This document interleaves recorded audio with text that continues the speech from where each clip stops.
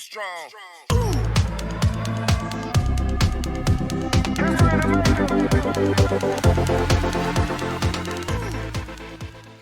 E já está nos nossos estúdios aqui a nossa doutora Shirley, aquela mesmo que saiu como candidata a prefeita do nosso município, é moradora de Valparaíso de Goiás e defende com unhas e dentes o nosso município. Doutora Shirley, seja muito bem-vinda. Doutora Shirley chegou agora, compromisso a compromisso, advogado é 24 horas. Verdade, obrigada, Boa noite, João. doutora. Boa noite, Seja muito tudo bom? bem-vindo. Boa noite. É sempre um prazer conversar com você e hoje necessariamente com plateia qualificada, né? Que bom. É sempre muito bom.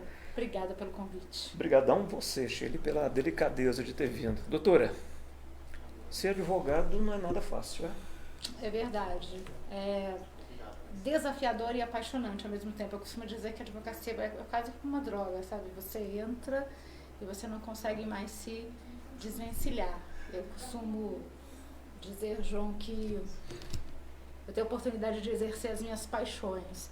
Dentre elas, a advocacia, o serviço público, a militância política, né? E são todos muito viciantes, mas que interferem diretamente na vida das pessoas. E o advogado, ele é essencial para que se faça justiça, né? Então, é um profissional, assim, necessário à sociedade. Então, é muito bom poder dizer que sou advogada. Qual é a especialidade da senhora? Eu, basicamente, direito público. Eu estou meio que migrando, né, da questão da servidora pública, né? Já ia a caminho da aposentadoria. E eu acabo muito mais nessa área de controle, de administração, né? Então, direito administrativo, direito público. Eu não poderia deixar de perguntar para a senhora, referente a, estamos em cima aí de uma eleição, né? Tanto das OABs nacionais, das Grande OABs, exercício da democracia, né? as OABs estaduais e as subseções, que eu creio que é o primo pobre, né? De toda essa conjuntura.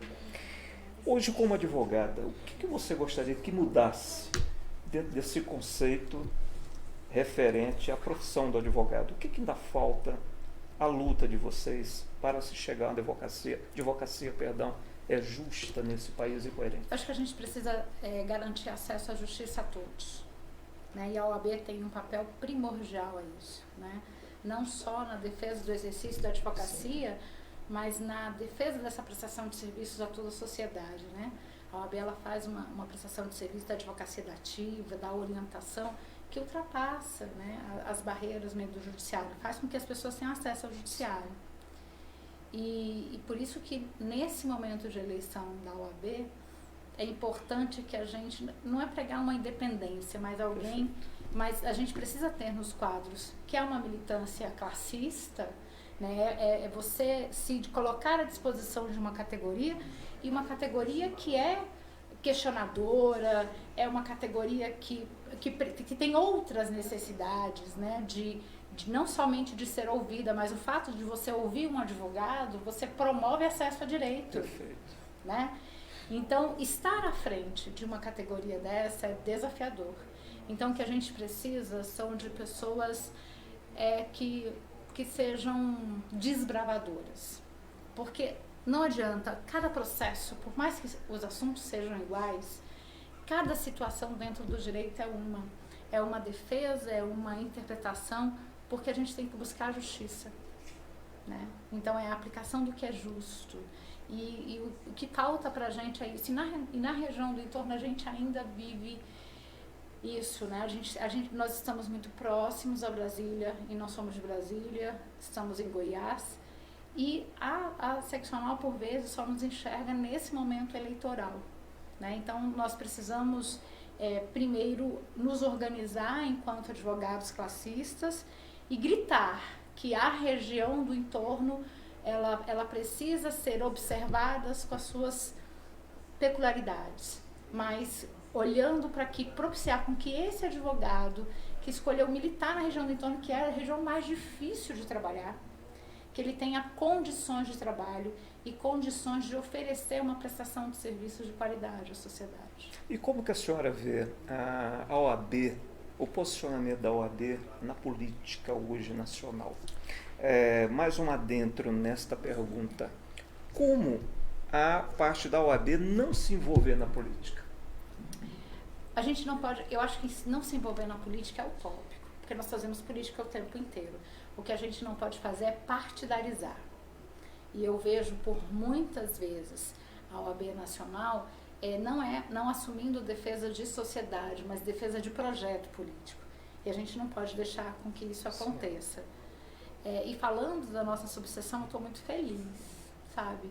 Eu acho que nós temos aí 3 candidatos pleiteando aí gerir a subseção, mas são pessoas, ninguém questiona a qualificação, mas são pessoas obstinadas a fazer com que a região de Valparaíso e Novo Gama ela seja reconhecida, não só nos seus profissionais, mas que dê condições de trabalho e que a gente possa, de fato, ter essa independência, esse reconhecimento em relação a Goiânia. E falando-se da advocacia, eu estive fazendo uma pesquisa, doutora Shirley, vocês têm uma população de mais de 1 milhão de advogados do Brasil afora. Verdade. E segundo o pequeno censo que foi feito, a grande maioria mulher. Mulheres passaram a ser o contingente maior dos advogados no Brasil. Como é que a senhora enxerga esse crescimento? Felicíssima. Porque se eu consigo enxergar que o exercício da advocacia é essa busca do direito, busca da justiça, na verdade, é inegável, me perdoe vocês homens, a mulher ela tem um pouco mais de sensibilidade, ela tem uma escuta mais ativa, ela é um pouco mais sensível para conduzir as questões, ela consegue estar dentro da situação e ter o afastamento necessário. Então eu acho que essa busca de justiça própria da mulher, sabe, esse princípio de equidade, porque equidade não é você dar tratamento igual a todo mundo, é tratar as diferenças. Perfeito. Né? É você propiciar que nas diferenças todos tenham um crescimento. Então, por isso que eu vejo que nós temos tantas mulheres no exercício de advocacia, porque olha, advogado é meio psicólogo, é meio professor, é meio pai, meio mãe. A gente tem uma relação muito próxima com o cliente, porque você está ali vivendo o problema dele e buscando uma solução, para que seja justo, né? E a senhora falou uma palavra bem importante, que é equidade. E dentro dessa mesma pesquisa, tem um lado negativo. As advogadas ainda se acham ainda discriminadas dentro de fóruns, referente aos seus pares homens. Isso existe realmente? Existe, é claro que sim. Quem está no dia a dia, acho que é o fato mulher.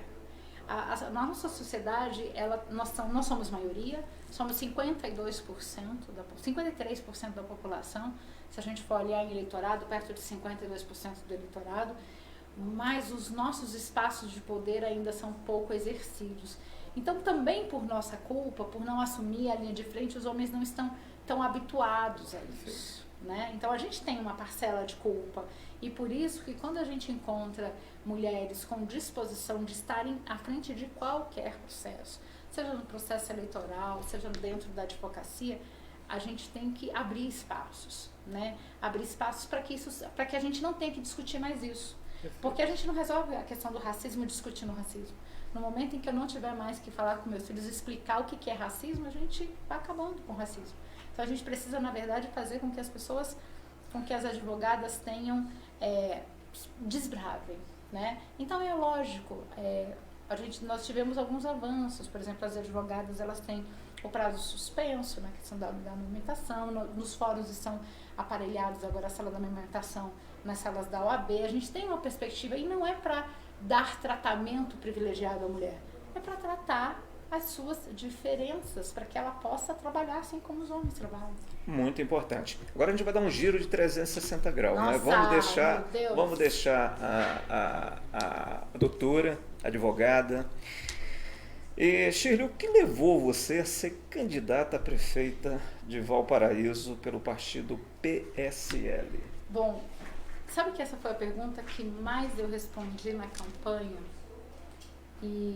E hoje eu continuo dando a mesma resposta, que é mostrar para a cidade que é possível um projeto político onde a gente não discuta pessoas, a gente discuta um projeto de cidade, porque é claro que eu não tenho todo mundo ruim de um lado e todo mundo bom do outro, a gente precisa a gente precisava, na minha avaliação, naquele momento, pacificar a cidade. Então, o momento de pacificar, de colocar à disposição no processo eleitoral, sim, se eu não concordo com A, não concordo com B, então, em vez de ficar criticando, se apresente no processo, né? Demonstre que é possível uma alternativa. E hoje, quando me fazem essa mesma pergunta, eu digo que é a certeza de que a política pode mudar a vida das pessoas e que a gente precisa de pessoas compromissadas com o outro, com o coletivo, com o serviço público, de se colocar nos cargos. Muito do que a gente tem hoje de desmonte do serviço público é porque eu tenho nos cargos eleitos de maneira democrática pessoas que não estão compromissadas com isso. Então, o eleitor, ele tem, por muitas vezes no processo eleitoral, ele tem escolhido o menos pior. Perfeito. E a gente precisa colocar boas opções para o eleitor, para que o eleitor não fique com as opções ruins, de repente. Então, eu acho que quanto mais participação, nós tivemos 7 candidatos, né, 7 propostas diferentes dentro do município, mas com uma visão de avanço e novas pessoas no processo político, né, para não ficar a coisa do chicote. Eu mudo a pessoa, mas é só mudar o chicote de mão, né? Então a gente precisa romper isso. Então eu acho que eu tenho convicção de que colocar o meu nome à disposição do partido, levar um projeto que eu não tinha pensado ele com antecedência, não tinha preparado ele com antecedência, mas era uma situação de fincar posição. Eu espero que eu tenha participado do processo político e, primeiro, eu nunca participei como candidata. Sim. Eu sempre participei do processo político no bastidor e adoro isso. E é dar a mensagem para as pessoas que a gente precisa de pessoas do bem no processo político. Nós temos alternativas dentro da cidade para não ficar A ou B, sabe? Nós temos o C, nós temos oportunidades, outras visões dentro da cidade, e a gente precisa mesclar, renovar.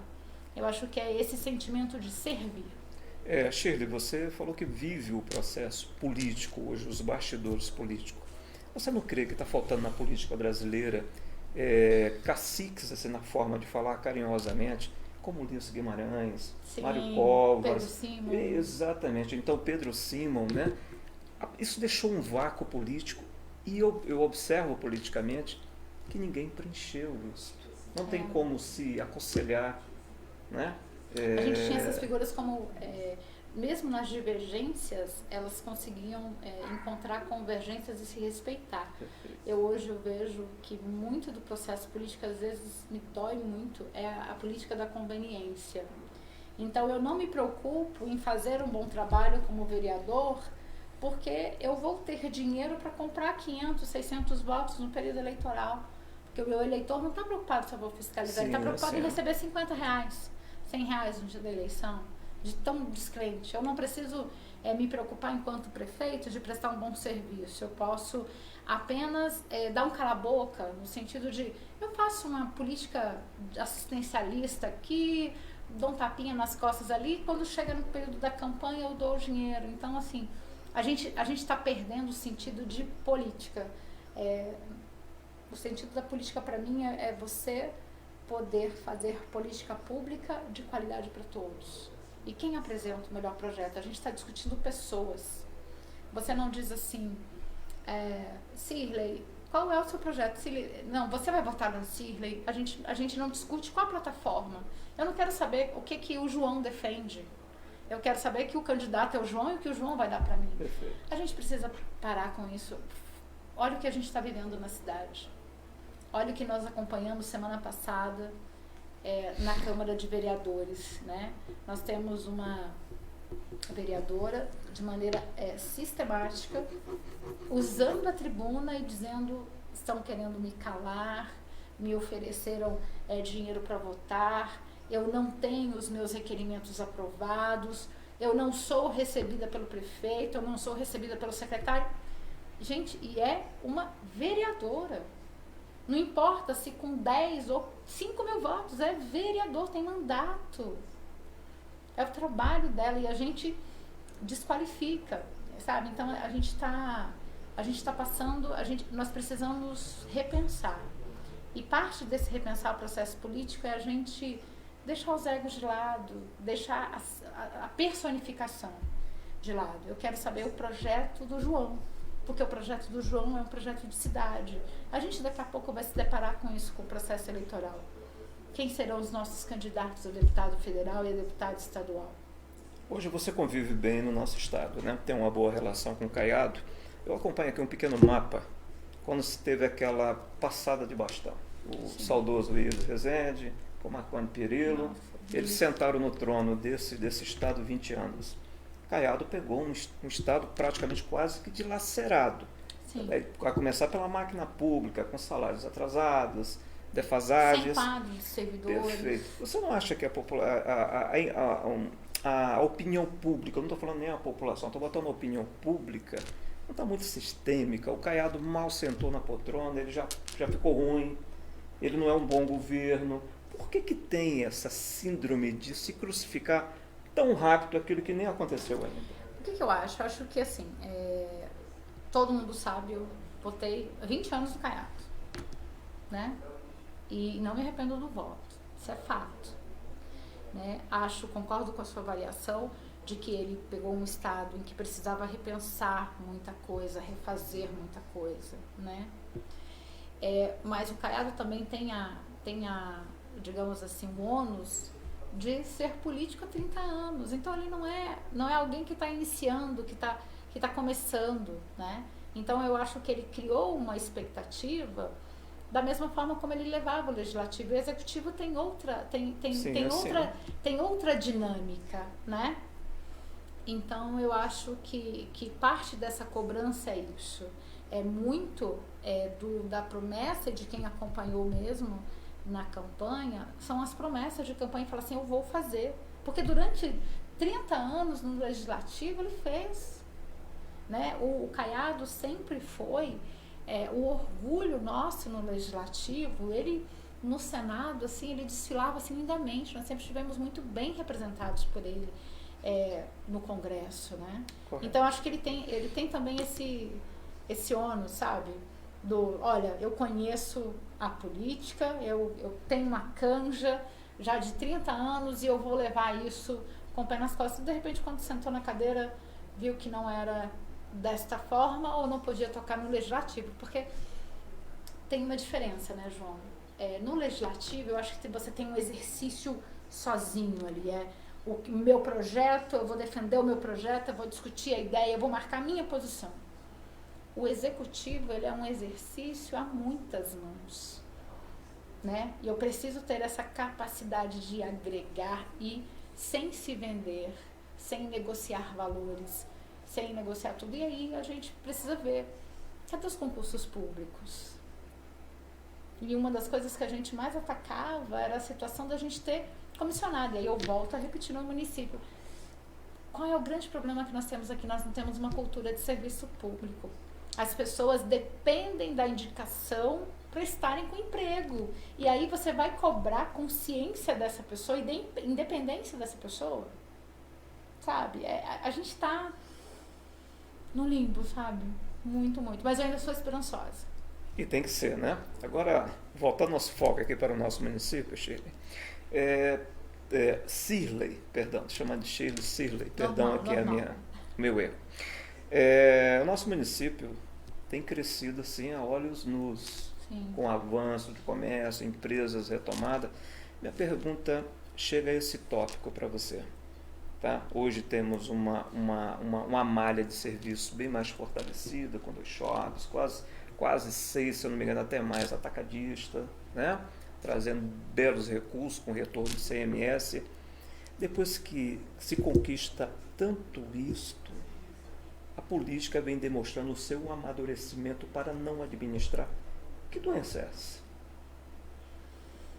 Eu não sei, eu acho que é o vício de dizer que eu não preciso eu não preciso ser gestor, eu preciso ser o amigo do rei, sabe? Eu não preciso deixar legado. A gente precisa ter um levante da população de Valparaíso, para que a gente comece a cobrar dos nossos gestores, e aí são todos,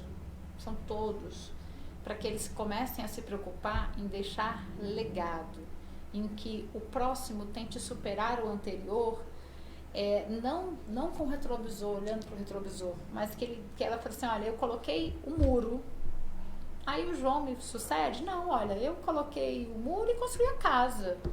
O próximo, olha, eu coloquei o muro, construí a casa, vocês colocaram o muro, a casa, mas eu estou construindo a escola, que é além disso do que vocês fizeram. Então a gente precisa ter pessoas dentro do processo político que queiram ser servidores públicos e não queiram se aproveitar do público. Porque eu não consigo conceber, João, como é que você entra na política, nem tem mais, né? Vou denunciar a minha idade aqui. Você entra na política com um Fusca, né?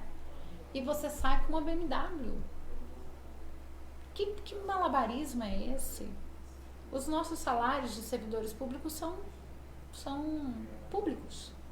Como é que a gente justifica? Como é que a gente justifica o aumento patrimonial das pessoas? Será que sobrevive? Eu acho que a gente precisava... O eleitor precisa se levantar para isso.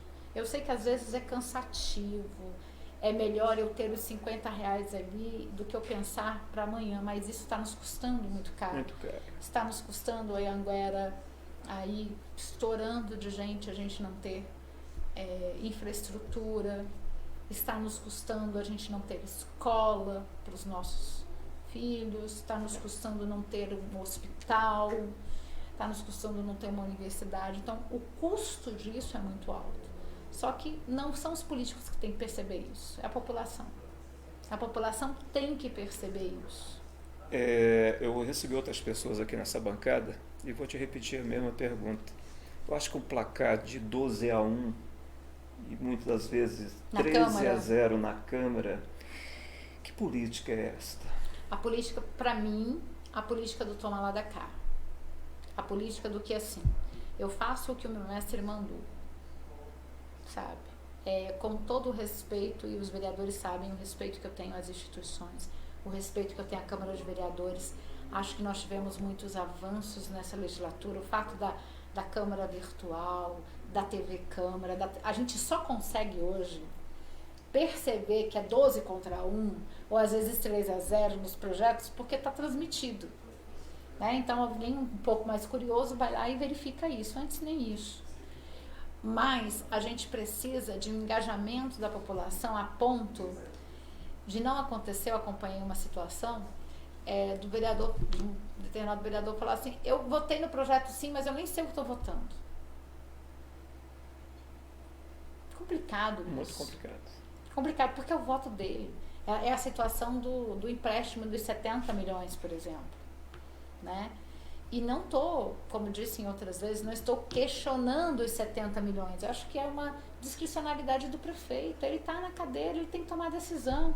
E se a decisão dele é de endividar o município em 20% do nosso orçamento, isso vai nos deixar sem capacidade de investimento pelos próximos 10 anos, de repente, pelos próximos 10 anos, tudo bem. Mas como é que manda um projeto de lei sem uma justificativa? De fato, e é uma justificativa, quando eu digo do ponto de vista da administração, é dizer, olha, meu orçamento é isso, eu estou pedindo 70 milhões para fazer isso aqui especificamente, esses 70 milhões vai me custar isto de juro, vai custar, eu não investi nisso, mas a gente vai fazer isso. Se você olhar, João, a solicitação de autorização do empréstimo de 70 milhões é sofrível. Quem trabalha com crédito, de repente, mesmo naquelas maquininhas do cartão que você vai lá e parcela, não iria emprestar. Não iria emprestar. Como é que eu chego para você e falo, João, você me empresta 10 mil? A primeira pergunta é, se ele pode me pagar esses 10 mil, como?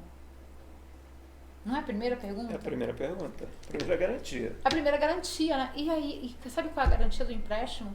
Os repasses obrigatórios. E se a gente, pegando esse empréstimo, não conseguir saldar a folha de pagamento? Não sei. Alguma coisa vai ficar para trás. Alguma coisa vai ficar para trás. E pior, a gente não está planejando isso. Por quê? Porque a Câmara de Vereadores deu um cheque em branco. Ela não fez essas perguntas. Então, assim, o executivo ele pode mandar do jeito que quiser, mas a Câmara assume a responsabilidade no momento em que não questiona. E aí, qual o placar? 12-1. A vereadora Cláudia Aguiar pediu vistas desse projeto. E é engraçado que, do ponto de vista de regimento, ela precisa da autorização dos outros para ela ter vista, para ela pensar um pouco mais. Foi negado. Então, assim, a gente precisa repensar. Eu acho que a gente precisa repensar a história toda. Porque quem gosta da história, ou estuda história, ou perde o tempo da maneira bem sática que eu estou falando aqui, desde a época do Império Romano, já tinha um Senado. Naquela época, se não votasse, cortava a cabeça, ou era jogado aos leões, já tinha oposição. Sim. Nós estamos no século XXI, quer dizer que a Cláudia virou o carrapato, é a indigesta da Câmara de Vereadores, porque ela é oposição e contrária a muitas coisas. Mas se você observar, ela também aprova muitos projetos. Sim, sim. Então, quando dá 3-0, Sim. ela também aprova. Então, a gente tem que parar, gente, de rotular oposição como algo negativo, algo destrutivo. Às vezes, você, João, que é meu amigo, você vai me advertir de algumas coisas e eu falo, ah, não, João é meu amigo, não viu. Mas o João ali, o José, vai me falar alguma coisa que ele, por ter esse distanciamento comigo, ele vai dizer de uma maneira não tão carinhosa e eu falo, epa, vou ter que mudar isso. Então, às vezes, quem está muito próximo, muito mais desconstrói do que constrói. A oposição, se o governo souber ouvir a oposição e não se preocupar em desqualificar, vai ser o melhor governo. O problema é que a gente fica preocupado, eu vejo várias pessoas do governo despreocupados em desqualificar. E aí, na hora que eu desqualifico, como é que eu digo que não é verdade e que não é preciso que a Secretaria de Saúde explique como é que eu tenho lá contratados que estão com contratos vigentes no município, mas estão estudando no Paraguai? Não, é oposição, isso é história da oposição. Mas tá, gente, então, de repente, o secretário não sabe disso, de repente o prefeito não sabe disso. Isso ficou ali, ó, no nível raso, muito pequeno. Então, mas se aflora isso, então ao invés de dizer mentira, intriga da oposição, por que não vai verificar? Porque se for verificar, João, vai ver que tá errado, que isso tá acontecendo. Como a coisa da Guarda Municipal, por exemplo, no nosso município. Gente, assim, eu sou uma ferrenha defensora da Guarda Municipal. A presença da Guarda Municipal no nosso município tem sido valorosa. E muito. Muita. Ela ultrapassa a questão da guarda patrimonial. Ela deve ter sido, creio que você vai concordar comigo, um dos pilares para a diminuição da criminalidade. Claro que sim, foi acertado do governo agora. Por que não fez um concurso? Porque eu pego lá o Zezinho e coloco ele num cargo, não que ele não tenha capacidade de assumir, mas é porque eu não posso fazer do serviço público o que eu faço na minha casa. E agora, esse Zezinho que está lá prestando um excelente serviço, que foi investido dinheiro para que ele se qualificasse, às vezes ele mesmo investiu em si e se qualificou, porque ele teve um aumento de salário, e agora ele vai voltar para o cargo de origem dele. E aí? E esse tempo que ele ficou desviado de função? E ele que estava acostumado, imagina, você ganha 13, agora você ganha 1.000. Como é que você faz isso? Então são essas coisas que eu costumo dizer que gestão pública não é para amadores, mas também não é para inconsequentes. Uma canetada, João, de um prefeito, um voto de um vereador tem um peso grande, porque ele interfere na hora, em 2 segundos que você leva como prefeito para assinar um decreto, para fazer qualquer coisa, ele interfere diretamente na vida de 220 mil habitantes. Sirley, você é uma mulher, além de advogada, bem instruída politicamente, né? O que é preciso, e juridicamente também, o Ministério Público está aí para acatar denúncias, né? Ou tentar pelo menos investigar, creio que é uma das principais funções dele. O que falta para o Ministério Público enxergar a política de Valparaíso e ter penalidades e dê exemplos? Eu acho que falta braço, mas também acho que falta... Eu não vejo, não queria falar em comprometimento, sabe? Mas eu prefiro acreditar que falta braço, porque as demandas são grandes, né? E às vezes os promotores eles recebem uma série de denúncias e essa coisa do investigar, do montar um processo, ele é demorado. Ele não é uma coisa... Ninguém assina um cheque de corrupção. Estou pedindo aí, nessa questão da compra de votos, falou assim, filmou, cadê o recibo? Ninguém dá recibo, né? Então, o trabalho do Ministério Público é penoso, né? Então, eu acho que falta braço, falta estrutura, né? Mas também falta essa gana de falar assim, a gente precisa fazer com que as coisas aconteçam. Então, assim, essa sensação de impunidade eu acho que é o pior. Eu acho que nós estamos hoje, politicamente, no município como nós estamos, vendo o retrato da Câmara de Vereadores, porque nós temos uma sensação de impunidade enorme, né? Às vezes eu ouço, hoje eu estava conversando com um amigo, e ele falou assim, Cília, sabe o que eu estou achando? Chegando à conclusão que para você ser político você tem que ser ladrão, você tem que ser corrupto. Você tem que ter dinheiro para você poder comprar a sua eleição, comprar a sua cadeira, para você poder se corromper. E isso é doído, porque é uma pessoa muito comprometida, muito envolvida em discutir politicamente, em discutir cidade, sabe? Então, quando você vê as pessoas perdendo a esperança, eu de fato vejo que não só o Ministério Público, mas aí entra as instituições, sabe? Sim, a OAB, a própria Justiça, para falar assim, olha, a gente vai moderar aqui, vamos colocar ordem na casa. Acho que a gente precisa desse levante aqui. E, Cirlei, vamos voltar aqui ao nosso sonar para a Câmara de Vereadores.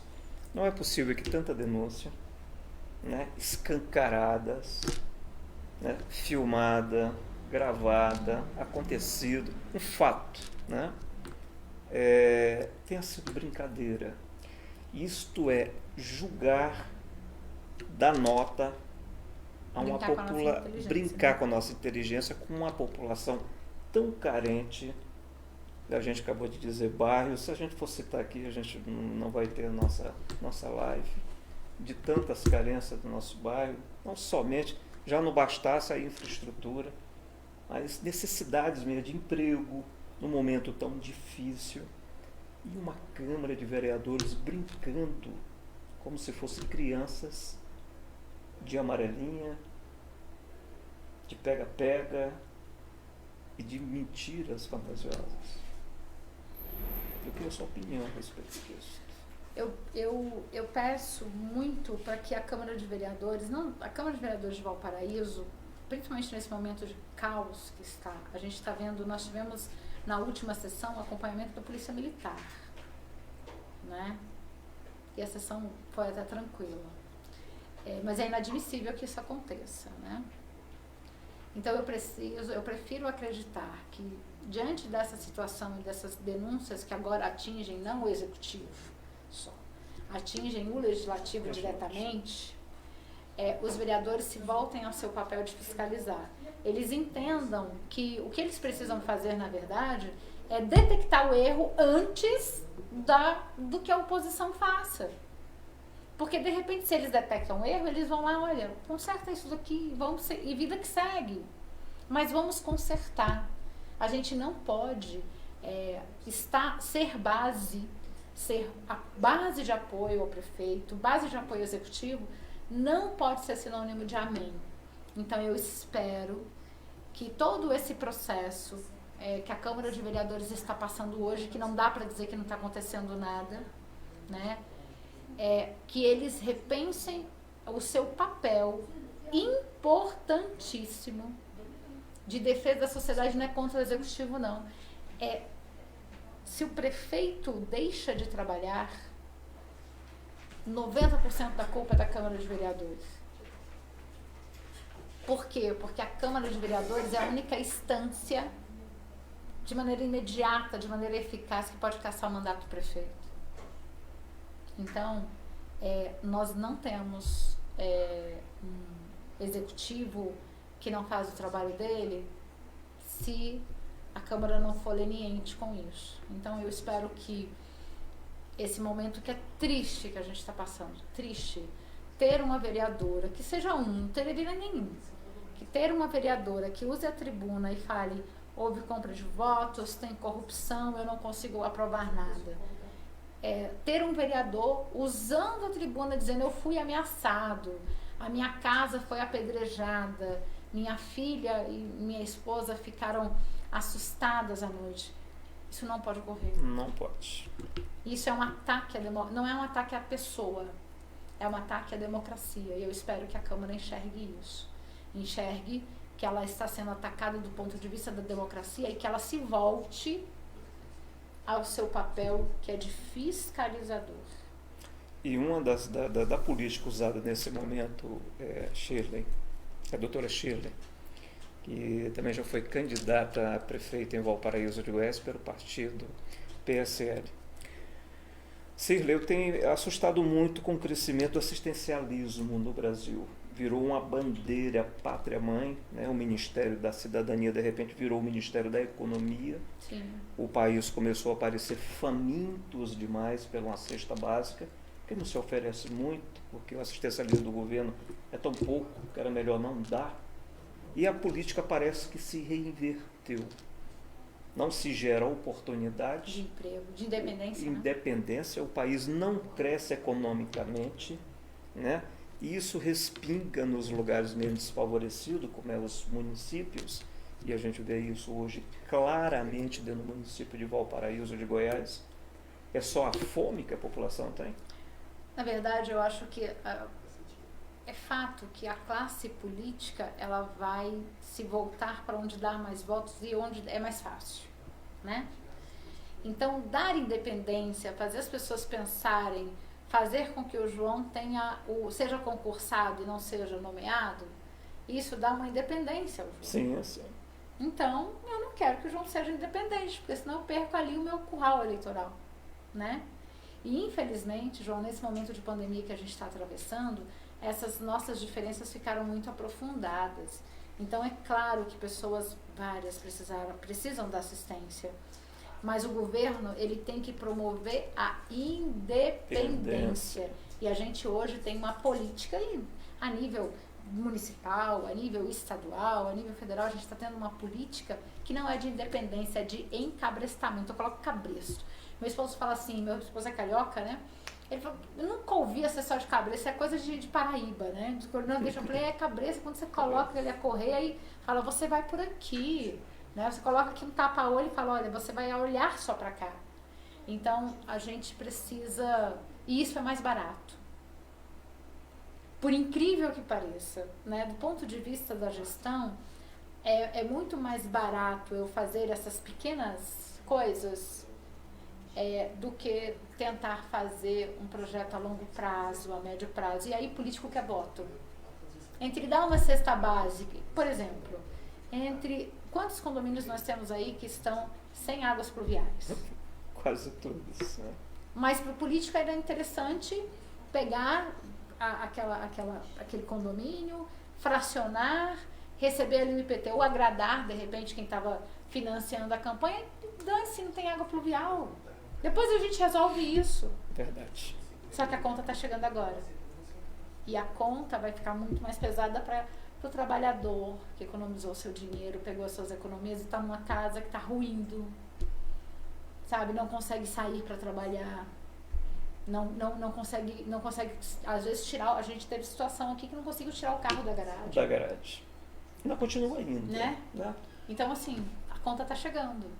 E aí a população, ela vai ter que se reinventar. Hoje, uma pessoa virou para mim e falou assim, você nunca será eleita, você nunca terá uma cadeira porque você pensa isso. Eu falei assim, não, eu vou ser servidora pública. A minha vocação é de ser servidora pública. Foi isso que eu escolhi aos 18 anos. Eu sou servidora pública desde que eu me entendo por gente, 18 anos. Eu tenho 25 anos de serviço público. Vim para a advocacia e gosto da advocacia pública, porque você consegue pensar a política pública, sabe? Então, é isso que a gente precisa. A gente precisa ter na política pessoas que pensem o coletivo, porque a nossa conta está saindo muito cara. E Valparaíso está pagando um alto preço de todas as gestões que se preocuparam apenas em assistencialismo. E outro problema agravante que eu vejo é que Valparaíso, as cidades próximas, né, que cercam Brasília, isso se chama até de maneira pejorativa em torno, região metropolitana, né, e Brasília também cega os olhos para isto. Né? Hoje você passa no Recanto das Emas, estão fazendo um viaduto. A BR-040 há anos e anos não se conseguem recursos, né, para tentar viabilizar a vida de cidadãos. A gente não está olhando nem em termos de facilidade econômica. Sim. Né? O direito de ir e vir, que é ferido na nossa Constituição 24 horas no dia. Brutalmente. Shirley, o Valparaíso está precisando, sem crítica, vou falar aqui direto, a senhora doutora Leda Borges, professora Leda Borges, né? Mas Valparaíso não teve ainda um representante legalmente saído com a chancela da nossa população para estar brigando pela gente. Falta isso, na minha opinião. Não sei qual é a visão da senhora. Eu acho que falta, a gente precisa se organizar politicamente nos nossos representantes, porque nós sempre elegemos, sabe? Nós sempre temos alguém na Câmara Estadual, na Câmara Federal, mas o que nós precisamos primeiro, nós temos que ter essa sensação de pertencer. As pessoas não podem enxergar o entorno como passagem. Lógico. Né? Então, assim, eu estou em Valparaíso, mas eu quero mudar, nem que seja ali para Santa Maria. Valparaíso é passagem, a gente tem que ultrapassar a isso. A nossa diferença do número de eleitores e do número de habitantes ainda é muito grande. Então, apesar de ser uma região importante, hoje nós somos 22% do Colégio Eleitoral de Goiás, e de maneira concentrada. Goiânia ainda não nos enxerga o entorno como problema. E nós somos a solução, na verdade. Somos a solução tanto para Goiás, do ponto de vista econômico, como somos a solução para Brasília, do ponto de vista de viabilidade de mão de obra, de moradia mesmo, né? Então, a gente precisa com que os dois governos sentem de maneira muito honesta e pensem a região. E nós precisamos, na Câmara Estadual e na Câmara Federal, quem não queira discutir pessoa. No momento em que a eleição acabou, eu vou trabalhar para a cidade, independente de que o prefeito é meu aliado ou não.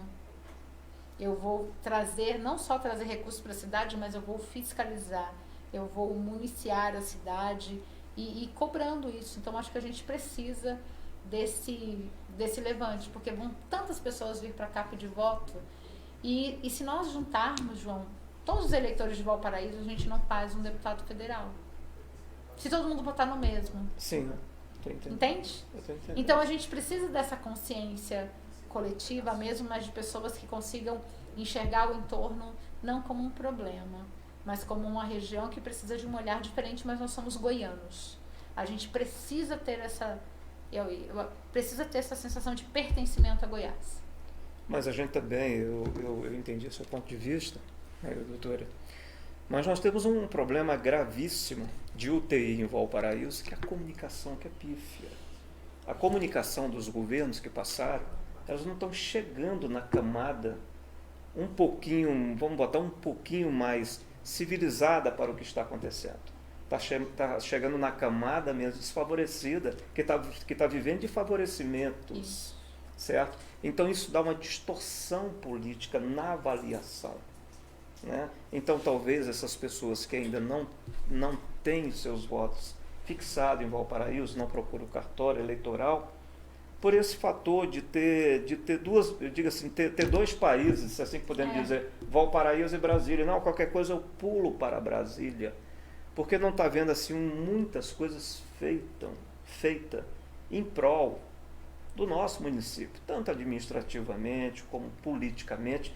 A gente aqui não vai ser nenhum hipócrita dizer que houve grandes avanços, mas avanços que não está conseguindo cobrir a ferida que ainda está aberta. Verdade. As pessoas não querem ficar aqui. Tá, eu acompanhei um pouco que a gente cruzava na rua na época de campanha. Eu estava fazendo a campanha de outro candidato, vi a senhora passar em cima do carro. O Marcelo também, Sorriso, mandar um abraço para o Marcelo também, né, um grande candidato, e outros, que a campanha ficou polarizada, né, em dois candidatos, né, que deu no que deu aí, a eleição foi feita. Uns podem dizer uma coisa, mas está aí consolidado. Sim, né?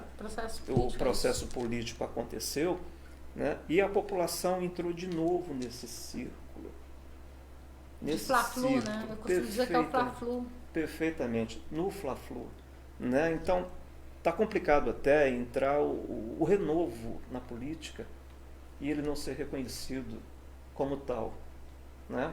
Porque Sim. se a gente for tirar por base hoje o que está acontecendo com o presidente Bolsonaro, né, acabou ele voltando para o mesmo lugar que os outros estavam.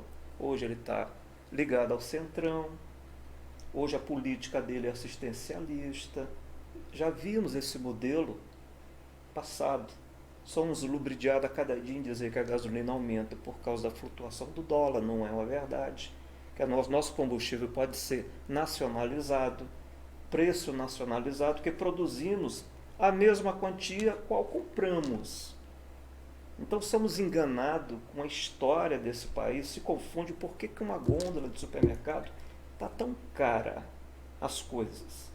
Em vista de uma pandemia, quer dizer que isso desestabilizou todos nós brasileiros, que acabou desestabilizando todo mundo. Parece um grande de um mercado, né? Vamos aproveitar o momento.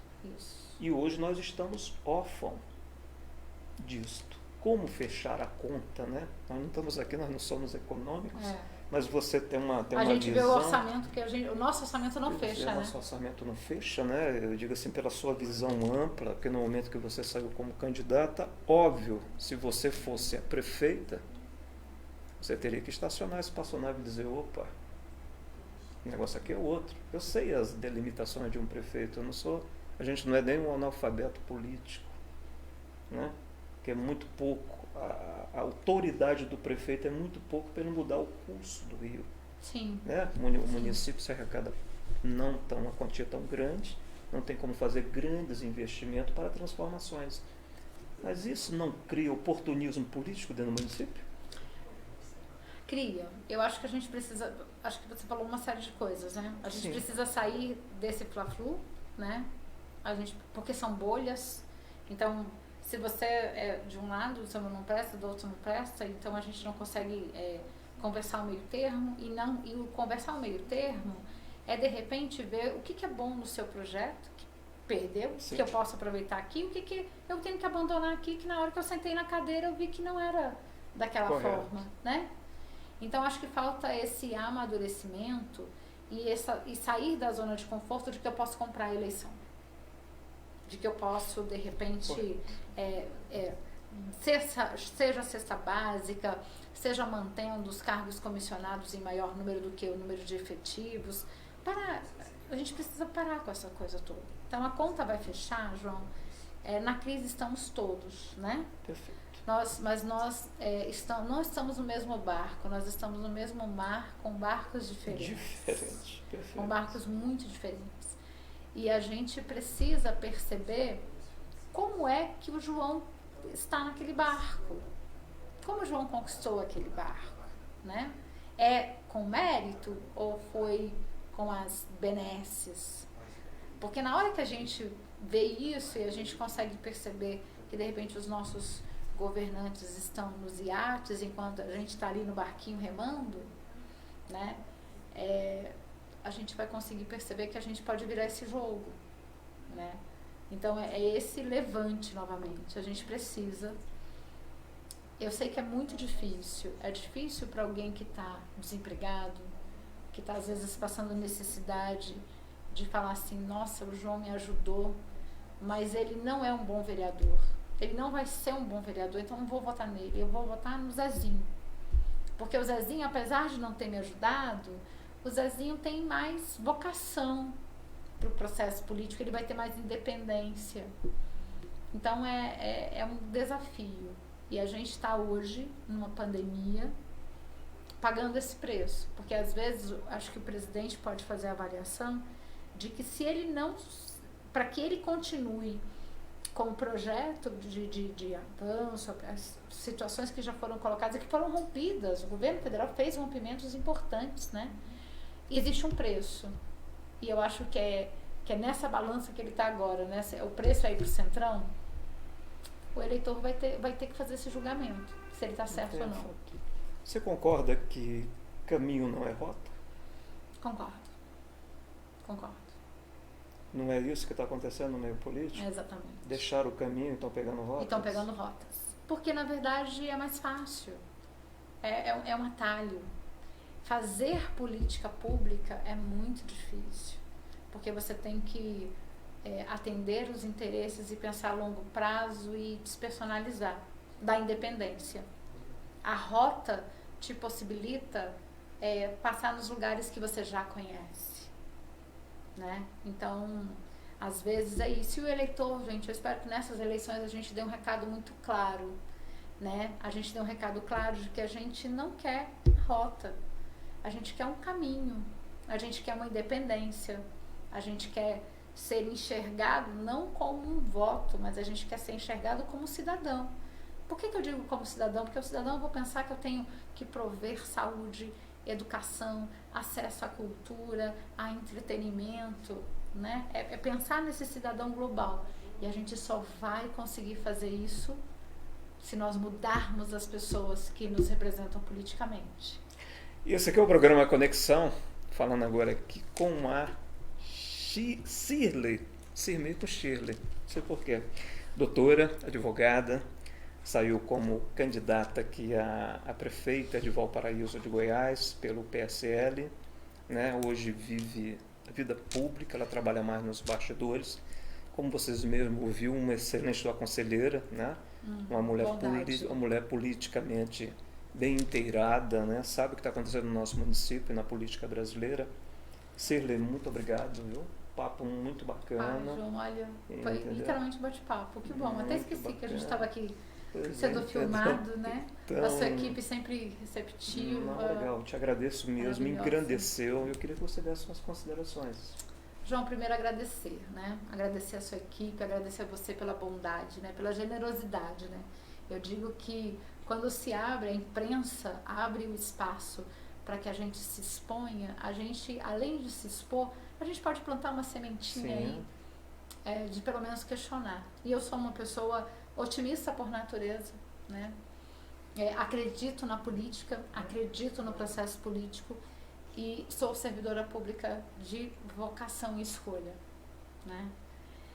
E como disse, tenho hoje a grata satisfação de exercer as minhas paixões, serviço público, ativismo político e essa questão do direito que é apaixonante e envolvente, né? Então é sempre bom conversar e poder dizer que é possível amanhã ser melhor, mas a gente precisa se dar as mãos. Eu preciso perceber que às vezes na minha dificuldade você pode me ajudar e nas minhas fragilidades você pode me fortalecer. A gente não precisa nós precisamos ter adversários de ocasião, mas nós não podemos ser inimigos no processo político. Acho que espero que a gente consiga construir isso no município. Parte do que a gente está vivendo na Câmara é isso. Eu acho que boa parte das falhas do Executivo tem sido muito isso. Não existe erro, eu não reconheço os erros. E a gente está agora em uma gestão que não vai ter reeleição. E nós vamos estar diante de um processo político onde nós vamos ter que pensar a cidade. Para que nós tenhamos uma voz no Congresso Nacional de fato, para que a gente continue com a nossa representatividade na Câmara Estadual e para que lá em Brasília, no momento em que nós façamos a travessia, eu também consiga ter tanto o governador quanto deputados distritais que percebam que a região do entorno não é problema de Brasília, ela é uma solução para Brasília e por isso nós precisamos ser enxergados como cidadãos, dos dois lados. Então é sempre muito bom a gente poder conversar sobre isso. Entendo. Shirley, obrigado. Obrigada a todos. Uma boa noite. Boa noite. Agradeço. Obrigada. E para você que nos acompanhou até agora, muito obrigado pelo prestígio da sua audiência. E acompanhe os canais da Foco TV através da nossa página no Facebook. Inclusive, essa reportagem vai subir lá para o YouTube. Você pode acompanhar na íntegra e acompanhar aqui a doutora Shirley. Muito obrigado e boa noite. Strong.